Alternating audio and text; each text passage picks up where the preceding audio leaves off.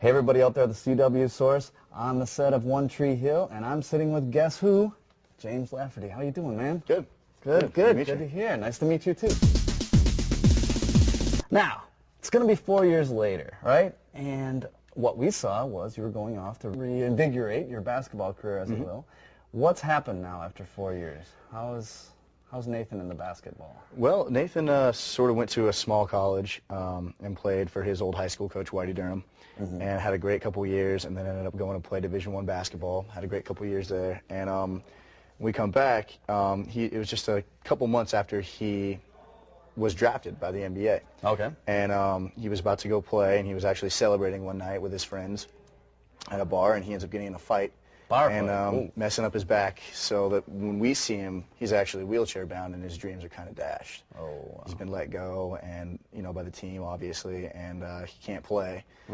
And he's sort of at a point in his life where he could rehab and get it back. He's not paralyzed forever or anything. It's just a matter of actually getting in there and putting the work in and getting better. Right. But he's so broken by the fact that his dreams were this close. Right. And then they just kind of went away, and he lost everything. And so it puts him in a really sort of, I guess, a volatile headspace. How is that to play the more intense drama in sort of in a confined space or a broken space?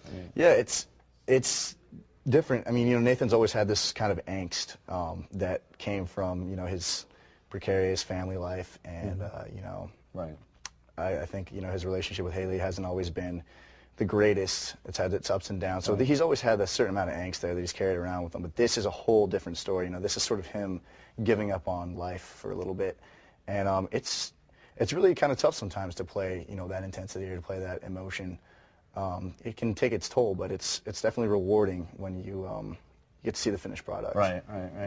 Now, do you think maybe a parallel could be that Nathan follows in Dan's footsteps, whereas Lucas is following Keith's? Is that how we're going to see this play out? A little bit. It's definitely going to go down that road. There's definitely going to be that threat. And we've only shot so many episodes so far, so I don't even really know where he's going to end up. But there's always that threat there for Nathan. There's always that sort of person inside of him that can let go and be less than what he is now.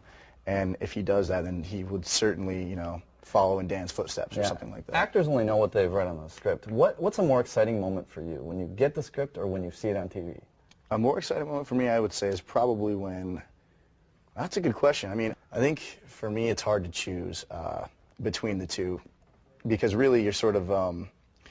in one sense, you're getting to see the way that everything looks as opposed to the way that you pictured it, or the way that you really maybe wanted it to look or thought it was going to look.